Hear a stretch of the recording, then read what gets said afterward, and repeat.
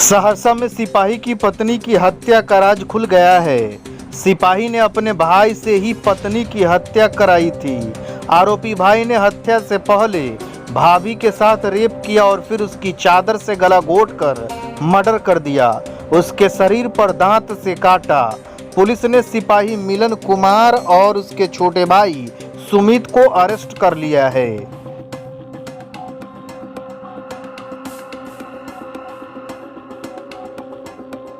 दरअसल मृतका के पति मिलन कुमार की तैनाती चुनाव ड्यूटी में कैमूर में थी। 1 जून को मृतका की घर में लाश मिली। पुलिस की पत्नी के मर्डर का मामला था, लिहाजा जांच तेज की गई। इलाके में लगे सीसीटीवी को खंगाला गया। पुलिस ने रेलवे स्टेशन पर लगे सीसीटीवी की भी जांच की। सीसीटीवी में आरोपी 1 जून की रात 11 बजे मुंह पर नकाब पहने जाते दिख रहा है। बाद में उसने चेहरे से नकाब हटाया। आरोपी की इसी गलती ने पुलिस को बड़ा कुलू दे दिया। पुलिस ने तुरंत पहचान कर लिया। वो सिपाही मिलन कुमार का भाई सुमित था। पुलिस ने उसे गिरफ्तार कर लिया है। पूछताछ में उसने बताया कि उसके बड़े भाई मिलन की पत्नी से नहीं बनती थी, इसलिए भाई ने पत्नी की हत्या की प्लानिंग की।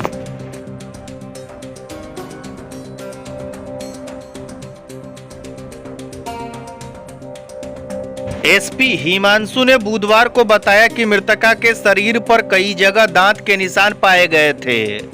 मृतका गर्भवती भी थी।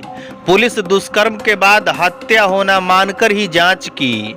पुलिस में रहने के कारण सिपाही ने अपने पूल प्लानिंग के तहत वारदात को अंजाम दिलवाया था। पूरी स्क्रिप्ट लिख दी थी।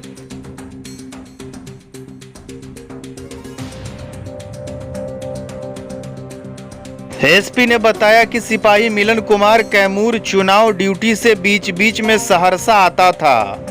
26 मई को भी वह सहरसा आया था और उसी दिन अपने भाई के साथ अपनी पत्नी की हत्या की साजिश रची थी। पूछताछ में उसने बताया कि वह अपनी पत्नी से परेशान था। अक्सर लड़ाई झगड़ा होता था। आसपास के लोगों ने भी झगड़े की बात कही। इसी को लेकर सिपाही ने अपने भाई के साथ मिलकर हत्या की साजिश रची। दोनों ने पिछले गेट से अंदर आने और जाने के लिए रास्ता बनाया।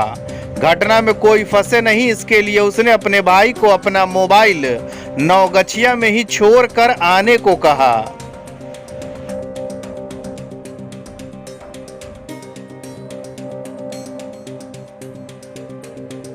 सुमित ने अपने भाई के कहे अनुसार अपना मोबाइल छोड़कर भागलपुर के नौगछिया से बस से मानसी आया और वहां से कोसी एक्सप्रेस पकड़कर सहरसा पहुंचा।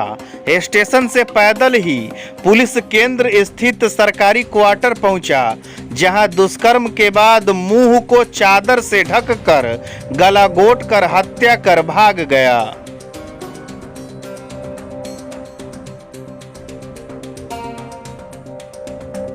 एसपी ने बताया कि घटना की जांच चुनौतीपूर्ण थी।